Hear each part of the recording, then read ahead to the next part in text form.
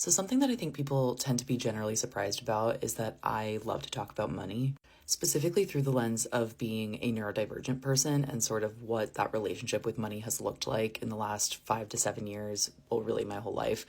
And sort of like how there's a very clear crossover between like the way in which we spend money as neurodivergent people, the way that women spend money, and so neurodivergent women, how they spend, and kind of like money beliefs that are associated more prominently with people who have some type of neurodivergence.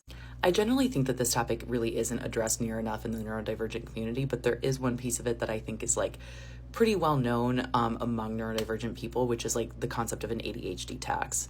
And if you're unfamiliar with what that means, it's basically like the money that neurodivergent, specifically ADHD people, have to allocate towards specific expenses, simply by nature of the way that our brain works. So, for example, forgetting to cancel a subscription, this happens a ton with ADHD people, because we forget a lot of things unless we write specific things down or unless we do the cancellation like right at the time that we start the subscription.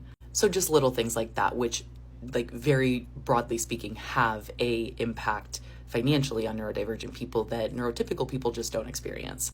I just did a new essay on my Substack talking about like self-help and sort of my experience and my journey in like getting really involved in the self-help world. And one of the best things that came out of that was me getting really interested in personal finance, because that is sort of like a subset of self-help.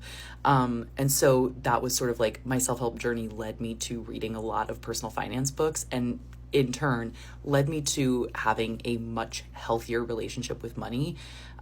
This is something that I think a lot of people think is impossible if you're a neurodivergent person.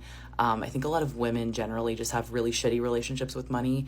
And so then you kind of couple those things together, and it can be really challenging to sort of heal that relationship when you don't have the tools or you don't know how. And I think there's like a huge gap in the sort of personal finance, self-help space is sort of that does not address, right, the relationship between neurodivergent people, specifically ADHD women, and money. I have seen this play out in family members, in friends, and in the way that money really impacts so much of what we do, and vice versa, and how like we just naturally have brains that operate differently, and that really ends up impacting our finances.